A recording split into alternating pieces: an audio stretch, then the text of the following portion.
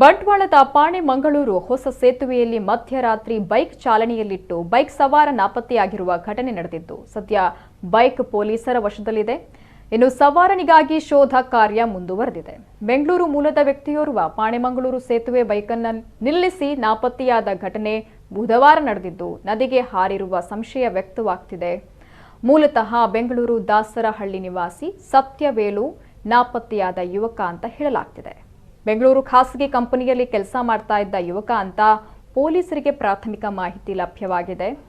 ಈತ ಸುಮಾರು 15 ದಿನಗಳ ಹಿಂದೆ ಇದೇ ರೀತಿ ನದಿಗೆ ಹಾರೋದಕ್ಕೆ ಬೆಂಗಳೂರಿನಿಂದ ಪಾಣೆ ಮಂಗಳೂರಿಗೆ ಆಗಮಿಸಿದ್ದ.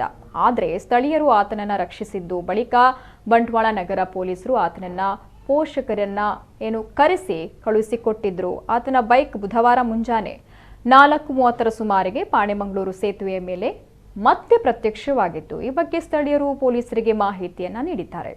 ಜುಲೈ 12ರಂದು ತಾಯಿಯಿಂದ ಪೆಟ್ರೋಲ್ ಹಾಕೋದಕ್ಕೆ 200 ರೂಪಾಯಿ ಪಡೆದು ಕೆಲಸಕ್ಕೆಂದು ತೆರಳಿದ್ದ. ಆದರೆ ಕೆಲಸಕ್ಕೆ ಹೋಗದೇ ಇದ್ದು ರಾತ್ರಿ 11ರ ಸುಮಾರಿಗೆ ತಾಯಿಗೆ ಕರೆ ಮಾಡಿ ಸ್ನೇಹಿತನ ಮನೆಯಲ್ಲಿರುವುದಾಗಿ ತಿಳಿಸಿದ್ದಾನೆ.